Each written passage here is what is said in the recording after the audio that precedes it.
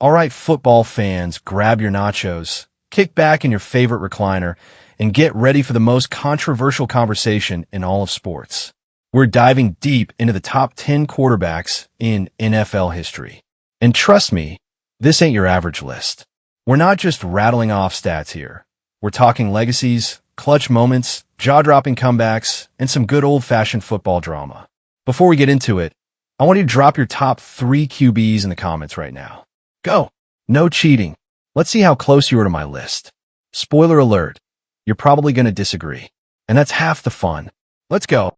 American football number 10. Rodgers Staubach, 1:30 to 4 o'clock. Coming in at number 10, we've got Captain America himself, Rodgers Staubach. Now, this guy didn't just play football. He served in the Navy before joining the NFL. That's right, Staubach didn't even start his pro career until he was 27 years old. Imagine losing 5 years of your prime and still becoming a Hall of Famer. Legend. He led the Dallas Cowboys to 2 Super Bowl wins, was known for his last-minute comebacks, the original Hail Mary thrower. Yup, that phrase. Staubach invented it after a game-winning bomb to Drew Pearson in 1975. That's a literal piece of NFL history, folks. Let me ask you this. What would Staubach's career look like if he had played a full 15-year span like today's QBs? Could he have rival guys like Brady or Montana in rings? Let me know in the comments. Number 9, Drew Brees.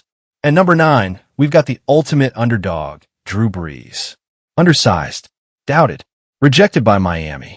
But this guy turned New Orleans into a football powerhouse after Hurricane Katrina. Let's paint a picture here. In 2006, the Saints were literally homeless. The Superdome was wrecked. The city was reeling. Then Brees walks in, links up with Sean Peyton, and boom, the entire franchise changes overnight. He retired as the all-time leader in passing yards and completions. A surgeon on the field.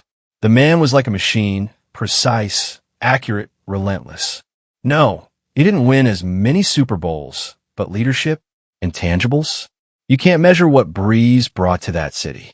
Imagine being passed over because of your height and then rewriting the NFL record book. That's a movie script waiting to happen.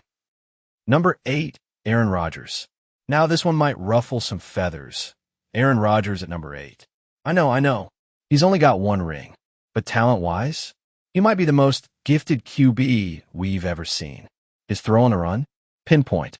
Hail Marys? Automatic. He made no-look passes before Mahomes made it cool.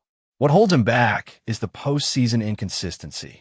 You watch him in December and think, this guy's an alien. But then January hits and, well, you know the story. Still, for MVPs speak volumes. And for a guy who sat behind Brett Favre for 3 years, he came out slinging. Here's a fun fact. Rodgers has the best TD to INT ratio in NFL history. That's not just good. That's surgical. But let me ask you, is Aaron Rodgers the Dan Marino of this generation? Incredible arm, but not enough rings. Number 7, John Elway. Number 7, we've got the comeback king, John Elway. Ever seen a man drag an entire team to the Super Bowl on his back? That was Elway in the 80s. Sure, he lost his first 3 Super Bowls, but then he finished with back-to-back wins before retiring. Storybook stuff. He was the first guy who could run and gun. Big arm, bigger legs. That helicopter dive in Super Bowl 32? Iconic. That play said, I'm not losing today. And let's not forget, after retirement, he built another championship team as a GM with Peyton Manning. How many QBs have 2 rings and a Super Bowl as an executive? By the way, would Elway's style have been even better in today's spread offenses? Just imagine the weapons he never had. Number 6, Dan Marino. Yes, Dan Marino. The greatest to never win a ring. But oh my God, could he throw the football? Marino made the NFL look like a video game before Madden even existed. That 1984 season, over 5,000 yards and 48 TDs in an era when defenses could mug receivers. Insane. He had one of the quickest releases the league has ever seen. Blink and the ball was gone. But here's the eternal debate. Can a QB be top 10 without a ring? Marino never had a defense, never had a run game. He carried that team, So how much blame does he really deserve? I want to hear from you. If Marino played for the 90s Cowboys or odds Patriots, how many rings does he get? Number 5, Brett Favre. And number 5, we've got the gunslinger, Brett Favre. If football had a rock star, it was this guy. Pure chaos. Pure magic. 3 MVPs in a row. The Iron Man streak. That cannon for an arm. And let's not forget, he was playing through tragedy when he lit up the Raiders in 2003. Over 400 yards a day after his father died. That's hard. Yes, he threw a lot of picks. Yes, he was reckless. But Favre played with a joy that reminded us why we love football. And fun fact, he was traded from the Falcons because they thought he'd never make it. Oops. Number 4, Johnny Unitas. Now we're going old school with Johnny U, the original prototype. The flat-top haircut, the high tops, the golden arm. Unitas defined the 2-minute drill before it had a name. He called his own plays, controlled the offense like a general. And let's not forget the 1958 NFL Championship, the greatest game ever played, introduced America to the NFL. And Johnny U is the star. You don't get Brady or Montana without Unitas. He laid the foundation. And hey, you ever wonder what Unitas would look like in today's pass-heavy league? Might have thrown for 5,000 every year with modern rules. Number 3, Peyton Manning. All right, top 3. Buckle up. At number 3, Peyton freaking Manning, the smartest quarterback to ever play the game. He didn't just run the offense, he was the offense. Omaha, remember that? It was more than a meme. It was Peyton running a chess game at the line of scrimmage. 5 MVPs, 2 Super Bowl wins. He retired with almost every passing record imaginable. But here's the twist. He wasn't always clutch in the postseason.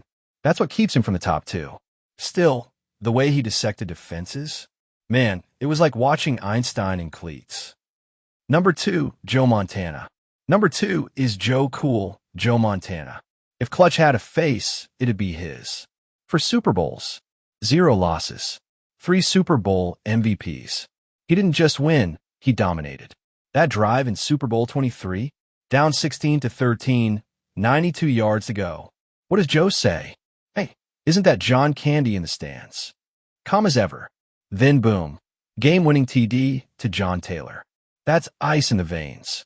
Also, don't sleep on this. He played in an era with brutal hits and still stood tall.